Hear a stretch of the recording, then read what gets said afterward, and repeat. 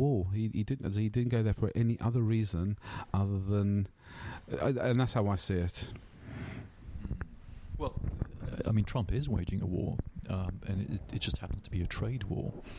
And in fact, there's the... Will he be remembered? I mean, it probably will be, actually, but will he be remembered in 30 years' time as one of those famous presidents like Abraham Lincoln or George Washington? Because, I mean, can you remember who the second president of the United States was? You said something interesting. When you chase a legacy, of course, that's your goal.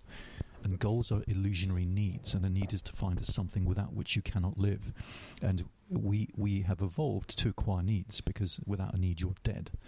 But as I said, we're still cavemen, and therefore we chase illusionary needs. And the world gives us an infinite number of these. And one of these is a legacy for some people who have a inflated ego to think that they can achieve it. And chasing a need, you get very stressed. You will do anything that you think you need to. You will be ruthless about it. So, in fact, chasing a legacy is going to be destructive, and it's not going to be the constructive thing that you would wish it to be. If you look at some of the people, do you think Mother Teresa chased a legacy? I don't think so. She wasn't after that. She left a legacy? Absolutely. Even Nelson Mandela, who went through when he was in the early stages of the ANC and everything, and he was considered a terrorist by Margaret Thatcher and Ronald Reagan at the time. Yet at his funeral, his every world leader was there, including David Cameron, and Obama was there as well. I think they even took a selfie together in that one. But the thing is, when he came out of prison, he looked for the best solution for the country, which was forgiveness. And he became very well read. I think he was a lawyer already, so he was actually a highly intelligent man. But he was very well read. He and took a very different approach. He was very forgiving. But he was also see how he could actually join the two, the blacks and the whites together to actually form a better country, and it wasn't for legacy, but he still established a legacy, but it wasn't his main purpose. No, that's very interesting, and I think there is a definite subgroup of intellectual terrorists. Martin McGuinness is another one, and because of course he was an active member of the IRA. I don't know if he went to prison ever, but nevertheless, what happens with these people is the fact is you cannot use violence against the establishment, because the establishment has many more resources than a little terrorist group. And eventually these people will figure it out, and the only way they can try and get the results they want is through following the rules of the system. And so both of them preached forgiveness. What does forgiveness mean? It means lack of violence, basically, and politics, because that's how things apparently get done. But of course we all know that that in most cases politics is completely useless, as the Parliament has proven time and again. The only thing we'll say about the last 3 years now is that Parliament has proven itself not fit for purpose to achieve anything. And the thing with the UK is it's run by the civil service, and that's what's kept it running. If you think about it, if Parliament has ended up spending hundreds of thousands of hours discussing some topic that they haven't been able to resolve in 3 years, and yet the country has continued running smoothly, then it really does suggest that the Parliament is redundant. Over to you. Actually, we were looking to avoid Brexit, but here we are on the subject again, and we probably should. I suppose there's a level of how we should address it. What concerns me, it's interesting how these words manipulate people, because you've got all these anti-Brexiteers who are making a big deal out of, looking to block Boris at every single step, and they're taking away all his ability to be able to negotiate a deal, because ultimately what they don't want to actually come out of Europe. So they're calling him undemocratic, but they're being undemocratic because they're looking, they either don't understand strategy, or they don't understand negotiation, which makes them totally incompetent to be in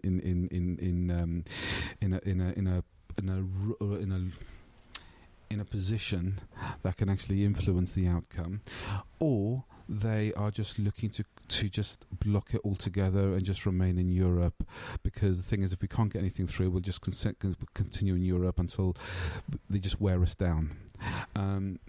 So regardless, so it concerns me that, you know, that they talk about Boris Johnson doing undemocratic things. Actually, I think they're being the most undemocratic, and it's just all smoke and mirrors that is sold to the public. And if you actually look, and this is where history sort of starts, you know, we need to look back at history, and I've used Winston Churchill a lot, but when you look at sort of D-Day and you look at Dunkirk, all those risks that were taken, I mean, you know, some of the field, I think it was a field, I can't remember, it was a field marshal who said, you know, the way that it's all going is going to be a catastrophe if we actually go and if we follow what Winston Churchill wanted to do, and they all laughed at him and they all looked to block him at every single thing, and it wasn't until they just didn't have any other options left. Was it a risk? Absolutely, and leaders do have to take risks, right or wrong.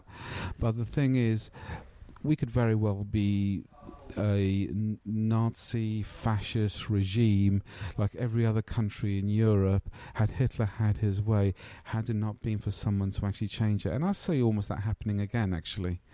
It's just done a lot more. It's just a lot more cleverer. So I think there's a war going on, and I think it's a political war. What do you think? A political war, I mean, it's always there, isn't it? It's about power. It is.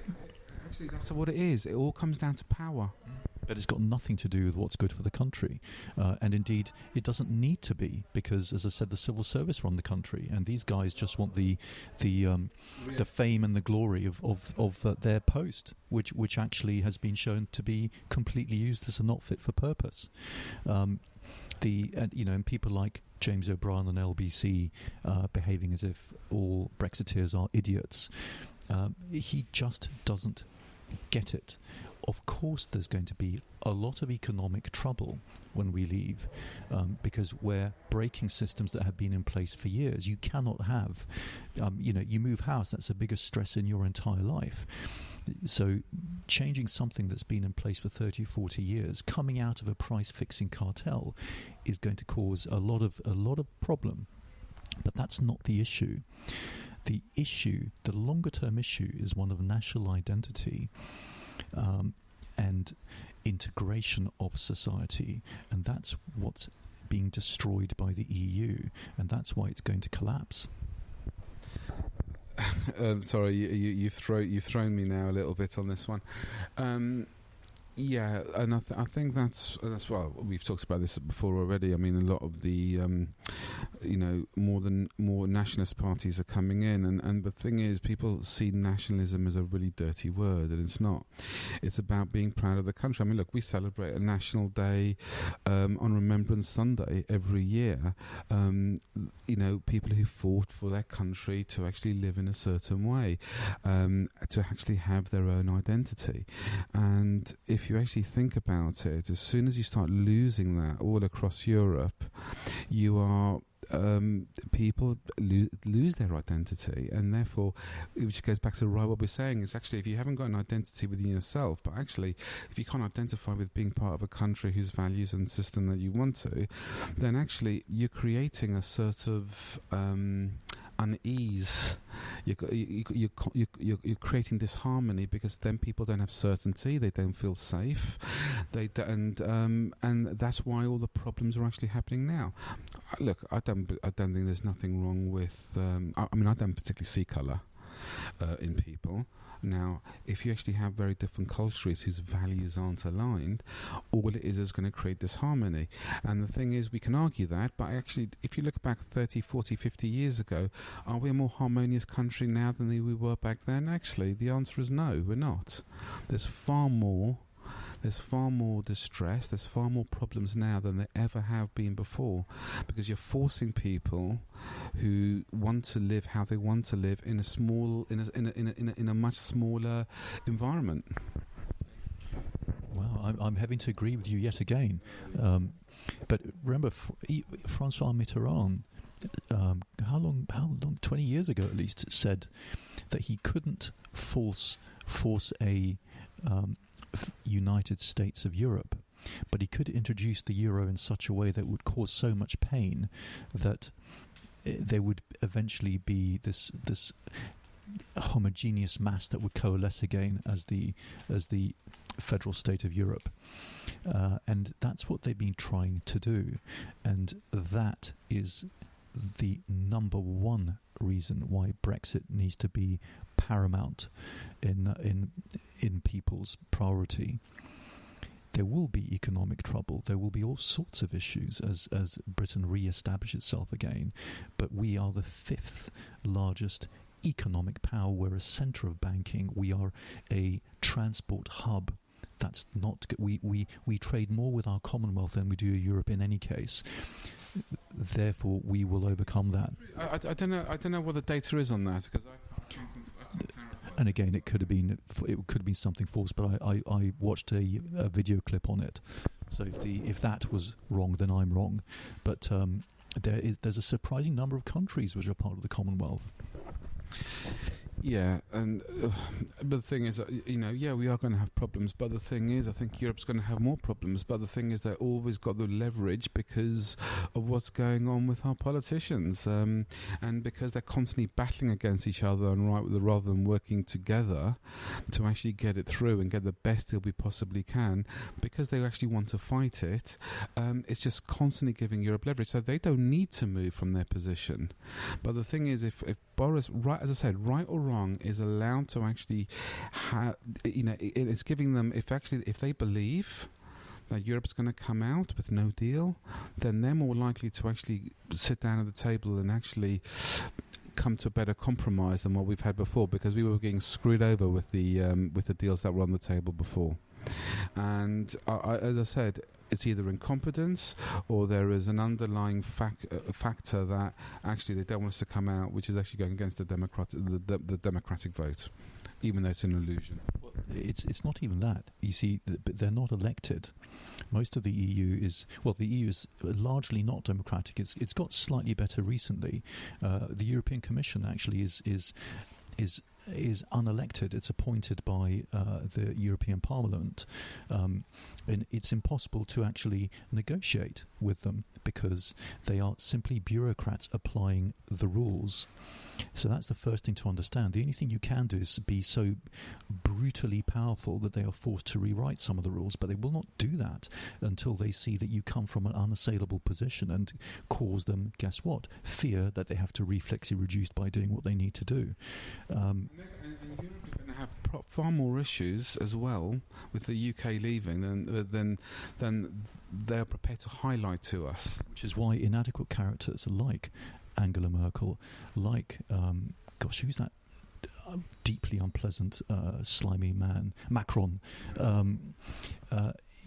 they are, quite frankly, deeply inadequate people who are seeking to bolster their inadequacy by leaving a legacy. And there's the answer. We're coming full cycle. They think a legacy is a need, and needs you will chase to destruction because you think it's a catastrophe if you don't get it. Okay, guys, I think we're going to leave it there, and I think we'll leave you with this. Is actually it's about establishing your identity, whether you establish your identity as a country or whether you establish your identity as an individual. And until you can do that, you and develop self-awareness. Otherwise, you're going to actually deal with a lot of conflict internally and as a country. That's one of the most important questions I ask my patients early on. Who are you? What is your identity? And the amount of people who look confused and go, wow, that's a difficult question. And that's where we start therapy. Okay. Thanks very much, guys, and we'll speak to you next week. Bye-bye. Bye-bye.